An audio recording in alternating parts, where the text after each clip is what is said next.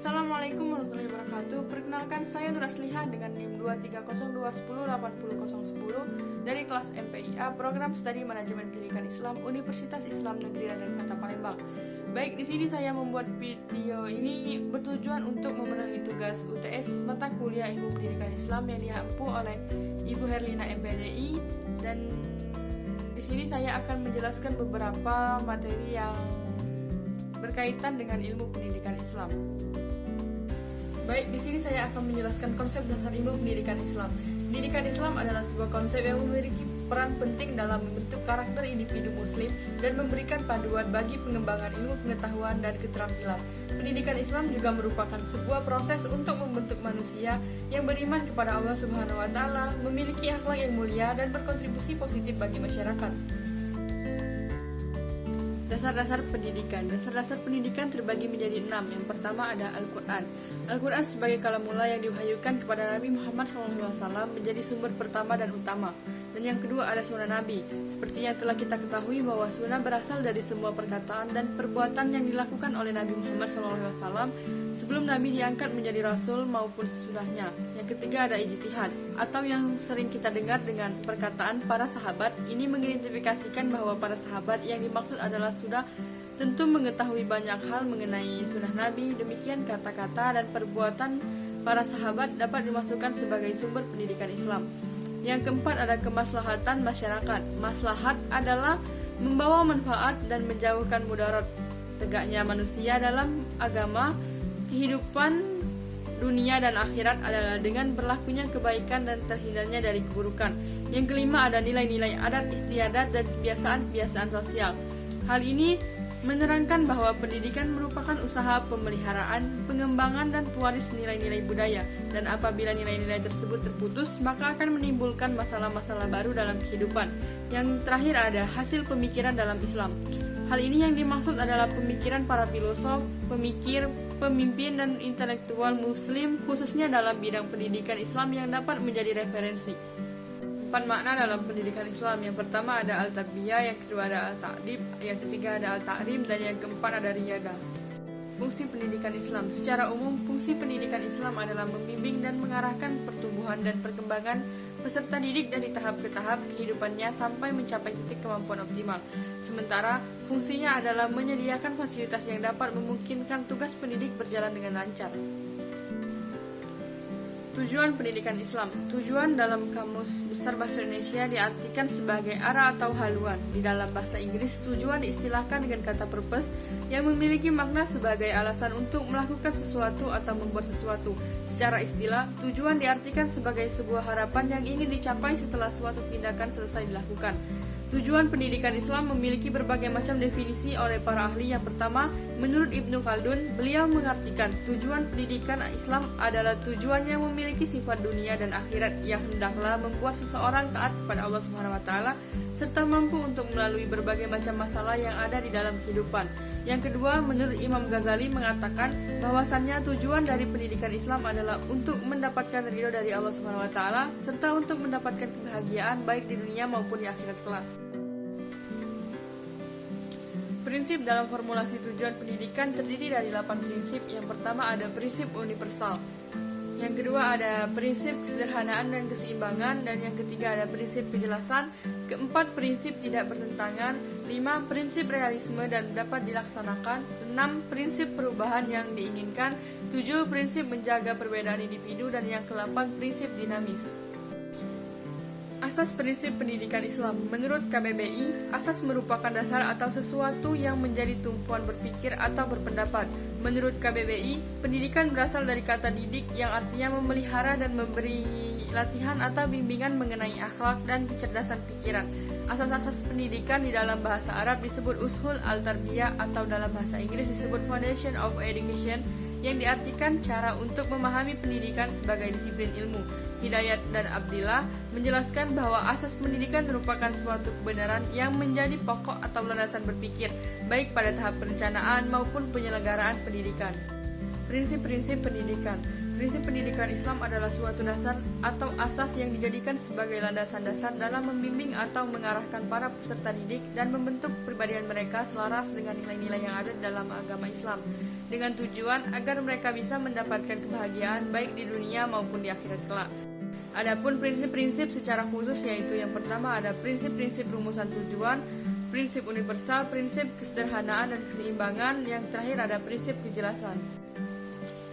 Pembinaan dan tanggung jawab pendidikan Islam. Pembinaan adalah suatu tindakan yang dimaksudkan dalam rangka perbaikan terhadap suatu tindakan yang pernah dilakukan agar menjadi lebih baik, atau sesuatu yang dilakukan untuk mencegah terjadinya suatu tindakan yang tidak baik agar tidak akan ia lakukan karena sudah adanya pembinaan. Pembinaan juga diartikan sebagai suatu proses usaha yang dilakukan secara berkelanjutan atau terus-menerus, sebagai usaha untuk melahirkan sesuatu yang berdaya guna sehingga akan menghasilkan sesuatu yang mengarah pada kebaikan. Tanggung jawab pendidikan Islam. Tanggung jawab menurut Kamus Bahasa Indonesia adalah keadaan wajib menanggung segala sesuatunya, sehingga bertanggung jawab menurut Kamus Umum Bahasa Indonesia adalah berkewajiban memikul, menanggung segala sesuatu, dan menanggung segala akibatnya. Bentuk-bentuk dari tanggung jawab pendidikan Islam antara lain: 1. Tanggung jawab iman. Iman adalah keyakinan yang diyakini dalam hati, diucapkan dengan lisan dan diamalkan dengan perbuatan. Yang kedua ada tanggung jawab pendidikan akhlak. Ibnu Miskawayj mengatakan bahwa akhlak adalah keadaan jiwa yang bersifat tinggi rendah. Yang ketiga ada tanggung jawab pendidikan jasmani. Tanggung jawab pendidikan jasmani contohnya seperti menjaga keadaan tubuh agar tetap sehat dengan cara memberikan makanan yang sehat yang mengandung gizi yang seimbang dan cukup, atau bisa juga disebut dengan makanan 4 sehat 5 sempurna. Yang keempat, tanggung jawab pendidikan akal.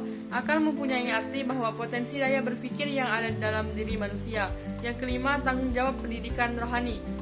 Yang keenam ada tanggung jawab pendidikan sosial. Sosial yang dimaksud adalah suatu kelompok masyarakat yang terbentuk dari orang-orang, anggota keluarga, dan kelompok-kelompok tertentu dalam masyarakat. Alat-alat pendidikan Islam. Alat dalam pendidikan Islam adalah segala sesuatu yang dapat digunakan dalam mempengaruhi jiwa peserta didik agar dapat menjadi insan yang bertakwa, berakhlak, dan menegakkan kebenaran sesuai dengan ajaran Islam dalam rangka menjalankan tugas dan fungsinya sebagai hamba Allah dan juga khalifah di muka bumi. 3 jenis media pembelajaran yang dapat digunakan oleh guru dalam mengajar. Yang pertama ada media visual. 1. Bahan bacaan atau bahan cetakan. Melalui bahan ini siswa akan memperoleh pengalaman melalui membaca, belajar melalui simbol-simbol dan pengertian-pengertian dengan menggunakan indera penglihatan. Yang kedua ada media realita. Media realita adalah benda nyata. Benda tersebut tidak harus dihadirkan di ruang kelas, tetapi siswa dapat melihat langsung ke objek. Yang ketiga ada media model. Media model adalah benda tiruan dalam wujud 3 dimensi yang merupakan representasi atau pengganti dari benda yang sesungguhnya. Yang keempat ada media grafis. Contohnya gambar, sketsa, diagram atau skema, bagan dan grafik. Yang kelima ada papan tulis. 6. Media proyeksi. 7. Film bingkai. Yang kedua ada media visual. Contohnya yang pertama ada radio. Radio merupakan perlengkapan elektronik yang dapat digunakan untuk mendengarkan berita yang bagus dan aktual. Yang kedua ada kaset audio. Contoh yang ketiga ada media audio visual. Yang pertama media video merupakan salah satu jenis media audio visual selain film. Yang kedua ada media komputer. Media ini memiliki semua kelebihan yang dimiliki oleh media lainnya. Tujuan penggunaan alat pendidikan Islam. Tujuan penggunaan alat pendidikan Islam yang pertama ada memberikan kemudahan kepada peserta didik untuk memahami materi pembelajaran. Yang kedua, memberikan pengalaman belajar yang berbeda dan bervariasi. Yang ketiga, menumbuhkan sikap dan keterampilan dalam penggunaan teknologi. Yang keempat, menciptakan situasi belajar yang tidak mudah dilupakan. Manfaat penggunaan alat pendidikan Islam. Yang pertama ada sebagai alat yang diperlukan dengan cara yang lebih baik. Yang kedua, sebaik-baiknya untuk memperoleh hasil yang sebaik-baiknya pula. Yang ketiga ada untuk mengetahui sifat dan ciri khusus dari macam-macam mata pelajaran, hakikat anak didik, dan lain-lain. Yang keempat, sebagai bahan pertimbangan dalam menentukan pilihan metode mengajar. Yang kelima, latar belakang sosial siswa dan lingkungan keluarga. Pendidik dalam pendidikan Islam. Pendidik merupakan seorang profesional yang memiliki tugas utama mendidik, mengajar, membimbing, mengarahkan, melatih, menilai, dan mengevaluasi peserta didik pada pendidikan anak usia dini, jalur pendidikan formal, pendidikan dasar, dan pendidikan menengah. Pendidik menurut bahasa artinya orang yang memberikan pendidikan atau pengajar, sedangkan dalam bahasa Arab istilah pendidik artinya ustadz, mudaris, mu'alim, dan mu'adib. Kata tersebut mengacu kepada kata pendidik karena kata itu mengarah kepada seseorang yang memberikan pengetahuan, keterampilan, atau pengalaman kepada orang lain. Fungsi pendidik. Fungsi pendidik terbagi menjadi 7. Yang pertama ada mendewasakan peserta didiknya. Yang kedua, memberi dorongan agar peserta didiknya mau mengembangkan bakat atau potensinya. Yang ketiga, memberikan ilmu sesuai apa yang dibutuhkan peserta didik. Yang keempat, menjadi pengganti orang tua peserta didik pada saat di lingkungan sekolah. Yang kelima, menjadi jalan bagi masa depan yang cerah peserta didiknya. Yang keenam, menjadi penghubung antara pemerintah dan peserta didik dalam hal kebijakan-kebijakan pendidikan.